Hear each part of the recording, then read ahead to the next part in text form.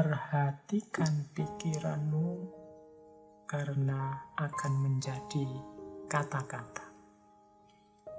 Perhatikan kata-katamu karena akan menjadi tindakan.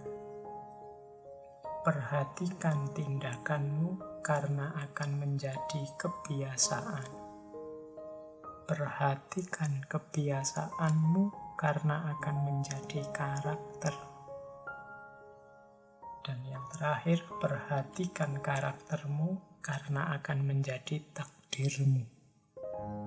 Ini pernah kita sampaikan dulu, mungkin di sesi Taoisme. Jadi ini penting buat seorang pemimpin. Ya, pemimpin pastinya harus pertama-tama membereskan pikirannya.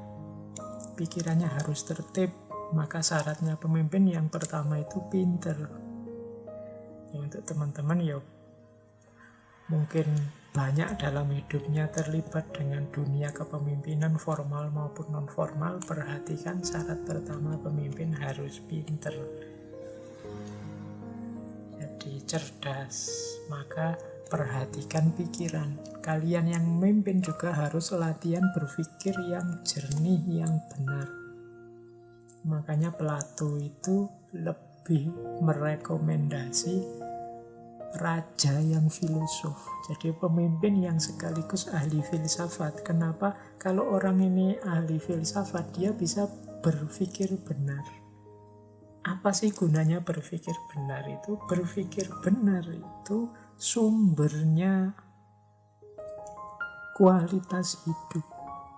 Sumbernya segala situasi yang kita hadapi dalam hidup.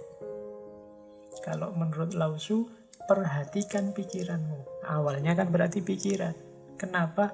Karena pikiran akan menjadi kata-kata. Pemimpin itu kan yang mengarahkan, yang nuntun, yang dia pimpin. Diawali dari berpikir kan biasanya diungkapkan lewat kata-kata. Kalau pikirannya sudah rusak, pikirannya tidak jernih, pikirannya tendensius, tidak objektif, ya nanti akan menjelma jadi kata-kata yang mengarahkan pada ketidakjernihan, mengarahkan kepada kekacauan, mengarahkan kepada kerumitan, kesulitan hidup. Jadi jernihkan pikiranmu, perhatikan pikiranmu, karena dari situ nanti akan muncul kata-kata. Kalau pikiran kita isinya jorok-jorok, ya ngomongnya tidak jauh-jauh dari itu. Kalau pikiran kita isinya jernih-jernih, ya ngomongnya juga akan jernih-jernih. Perhatikan pikiran. Makanya saya sering pesan teman-teman, ayo input pikiran kita diperbaiki. Hati-hati dengan yang kita masukkan ke kepala. Karena dari situ menjelma kata-kata. Kenapa sih Pak? Kok harus kita memperhatikan pikiran yang menjelma jadi kata-kata? Karena dari kata-kata itulah akan lahir tindakan. Apalagi kita yang pemimpin. Apa yang kita katakan, itu nanti yang akan dijalankan oleh yang kita pimpin. Begitu kita bicara, yaitu yang dipedomani sebagai patokan bertindak oleh orang-orang yang kita pimpin. Maka perhatikan pikiranmu, karena pikiran akan melahirkan kata-kata, dan dari kata-kata jadi tindakan. Terus kenapa kalau dia sudah jadi tindakan? Tindakan yang asal atas petunjuk seorang pemimpin itu kan lama-lama akan jadi kebiasaan, dia jadi norma. Pemimpinnya menyuruh upacara tiap hari Senin, ya terjadilah nanti kebiasaan upacara. Loh, kalau pemimpinnya misalnya nyuruh yang jelek, bisa dibayangkan lahir tindakan yang jelek, terus lama-lama menjadi kebiasaan yang jelek. Dari pikiran yang jelek, lahir kata-kata yang jelek, menjelma jadi tindakan yang jelek, dan lama-lama jadi kebiasaan yang jelek. Terus kenapa kalau dia jadi kebiasaan yang jelek? Loh, kebiasaan yang jelek akan melahirkan karakter yang jelek. anak-anak kita itu kalau dibiasakan yang jelek-jelek, ya kejelekan akan jadi karakternya. Misalnya dibiasakan sudahlah sehari tidak usah mandi, itu kan kebiasaan jelek. Makan tidak usah cuci tangan, kemana-mana misalnya sesuka-suka hatimu saja, tidak usah mikir. Loh, kalau dibiasakan kayak gini kan nanti karakternya juga tumbuh seperti itu. Dia akan jadi karakter, kalau bahasa agama akhlaknya akan terbentuk begitu. Kalau tidak kita disiplinkan dengan perbuatan-perbuatan cinta kebersihan misalnya, akan tumbuh watak yang anti kebersihan. Kalau tidak kita biasakan dengan hidupnya yang tertib, rapi, ya dia akan lahir karakter yang tidak tertib, tidak rapi. Jadi dari tindakan muncul kebiasaan, dari kebiasaan muncul karakter. Jadi manusia itu dia terbentuk oleh kebiasaan hidupnya. Sering saya ilustrasikan kan, kalau orang itu terbiasa bohong, ya bohong itu akan jadi karakternya.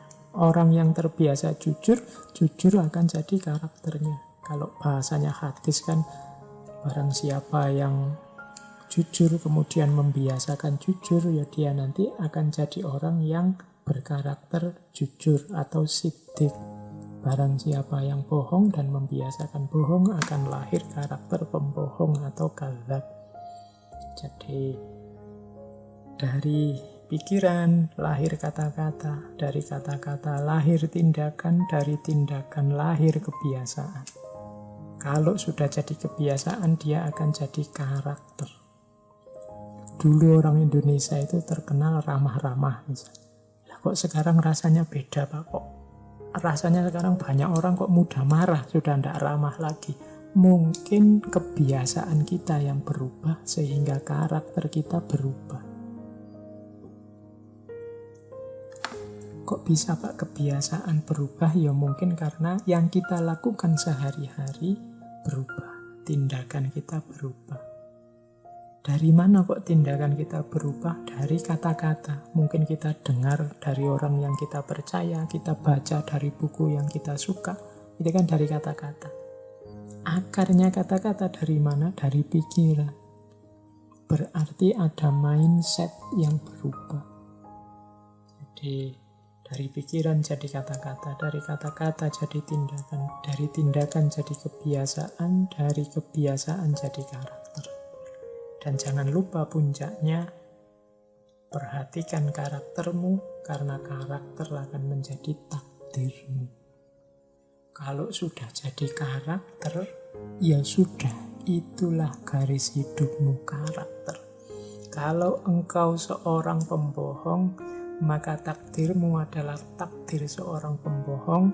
Mungkin engkau tidak akan dipercaya oleh masyarakatmu, mungkin hidupmu akan kesulitan A, kesulitan B, kesulitan C, karena karakter pembohongmu tadi. Itu karakter. Kalau engkau orang jujur, mungkin engkau menemukan takdir dipercaya orang, disukai orang, dicintai orang, sehingga engkau diangkat jadi pemimpin, sehingga orang minta petunjuk padamu. Itu takdirmu. Dari mana takdir ini kamu dapat? Dari karaktermu sebagai seorang yang jujur.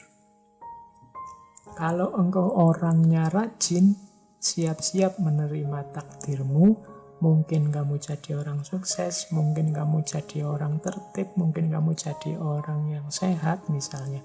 Dari mana itu muncul? Karena karakter kita.